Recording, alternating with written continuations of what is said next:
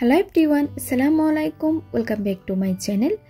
আজকের এপিসোডে আপনাদের সাথে বেসিক একটা অরেঞ্জ কেকের রেসিপি শেয়ার করব। আর আজকের এই কেকটা আপনারা চাইলে 1.5 পাউন্ড কেক বেস হিসাবে ইউজ করতে পারেন। চলুন তাহলে রেসিপিটি দেখে নেওয়া যাক। এখানে আমি 3টা ডিমের সাদা অংশ আর কুসুমটাকে আলাদা করে নিয়েছি। হাফ চা চামচ দিয়ে দিলাম হোয়াইট ভিনেগার, আপনারা চাইলে লেবুর রসও দিতে পারেন। এবার একটা ইলেকট্রিক বিটারের সাহায্যে ডিমের সাদা অংশটাকে একটু ফ্লাফি করে নিচ্ছি। 1 মিনিট মতো বিট করার পর বিটারটা আমি অফ করে এবার দিয়ে দিব চিনি। এখানে আমি হাফ কাপ পরিমাণ আস্ত দানা চিনি নিয়েছি, যেটা আমরা রেগুলার চিনি খাই। অল্প পরিমাণ চিনি দিয়ে আমি ইলেকট্রিক বিটারের সাহায্যে আবারও বিট করে নিচ্ছি। চিনিটা যতক্ষণ না গলবে ততক্ষণ পর্যন্ত আমি বিট করে নিব। প্রথম ধাপে চিনিটা সম্পূর্ণ গলে যাওয়ার পর আমি আবারও চিনি দিয়ে দিচ্ছি। হাফ কাপ পরিমাণ চিনিটাকে আমি 2 থেকে 3 বার করে দিব। চাইলে আপনারা একসাথে দিয়েও বিট করতে পারেন। ডিসেম্বরের 13, 14, 15 তারিখ থেকে আমাদের অনলাইন বেসিক কোর্সটি শুরু হতে যাচ্ছে। যারা রেজিস্ট্রেশন করতে চান তারা করে নিতে পারেন। যারা ইউটিউব চ্যানেল থেকে ভিডিওটি দেখছেন, ভিডিও ডেসক্রিপশন বক্সে আমাদের পেজের লিঙ্ক দেওয়া আছে। ওই পেজে এড হয়ে আমাদের সাথে যোগাযোগ করতে পারেন। আর আমাদের ক্লাসগুলো অনলাইনে হয়ে থাকে। ক্লাসগুলো সারা জীবনের জন্য রেকর্ডেড থাকবে। যে কোনো সময় আপনি আপনার সুবিধা মতো দেখে নিতে পারেন। আর এই ক্লাসের সবচেয়ে সুবিধা হচ্ছে স্পঞ্জ কেকের সাথে সাথে ময়েস্ট কেকের রেসিপিও থাকবে। তাই দেরি না করে এখনই রেজিস্ট্রেশন করে ফেলুন। আমি সম্পূর্ণ চিনির টুকু দিয়ে আবারও একটু বিট করে নিচ্ছি যতক্ষণ না পর্যন্ত চিনির দানাটা সম্পূর্ণ গলে যাচ্ছে। যারা আমার চ্যানেলে নতুন এসেছেন প্লিজ সাবস্ক্রাইব করার জন্য অনুরোধ রইল। সাথে থাকা বেল আইকনটি ক্লিক করবেন, এতে করে আমি কোনো ভিডিও আপলোড করলে আপনারা সাথে সাথে নোটিফিকেশন পেয়ে সবার আগে ভিডিওটি দেখতে পারেন। ডিমের ফর্মটা কিন্তু হয়ে এসেছে, দেখে বুঝতে পারছেন।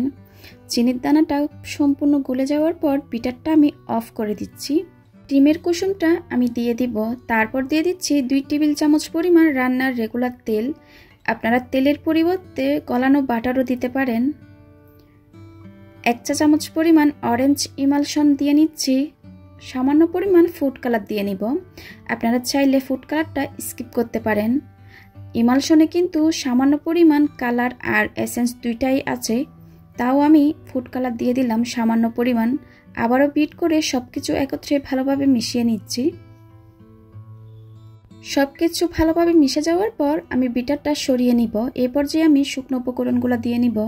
হাফ কাপ পরিমাণ ময়দা দিয়ে দিচ্ছি। আমি এটা প্যাকেটের ময়দা ব্যবহার করছি, আপনারা চাইলে যে কোনো ভালো ব্র্যান্ডের প্যাকেটের ময়দাটা দিতে পারেন। আরও দিয়ে নিয়েছি 1/4 কাপ পরিমাণ ময়দা। এখান থেকে 1 টেবিল চামচ পরিমাণ ময়দা আমি তুলে রাখছি।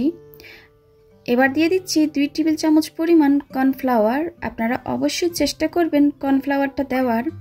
1 চা চামচ দিয়ে দিলাম বেকিং পাউডার। 1/4 টিস্পুন পরিমাণ লবণ দিয়ে দিয়েছি। এবার শুকনো উপকরণটা আমি খুব ভালো মতো করে ছেলে নিব। অল্প পরিমাণ শুকনো উপকরণ ছেলে দিয়ে আমি একটা বিটারের কাটার সাহায্যে আস্তে আস্তে করে আমি মিশিয়ে নিচ্ছি।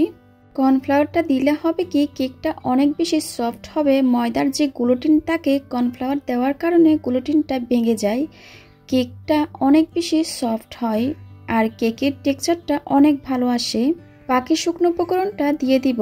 এই শুকনো উপকরণগুলো ফোল্ডিং মেথডে মেশাতে হবে। মেশানোর সময় কিন্তু খুব আলতো হাতে মেশাতে থাকতে হবে। তাড়াহুড়া করে মেশাতে গেলে ডিমের ফর্মটা বসে যাবে, তখন কেকের বেস একদম ভালো হবে না। ব্যাটারটা খুব ভালো মতো করে মেশানোর পর আমি 7 ইঞ্চ একটা মোল্ডে সম্পূর্ণ ব্যাটার ঢেলে নিয়েছি।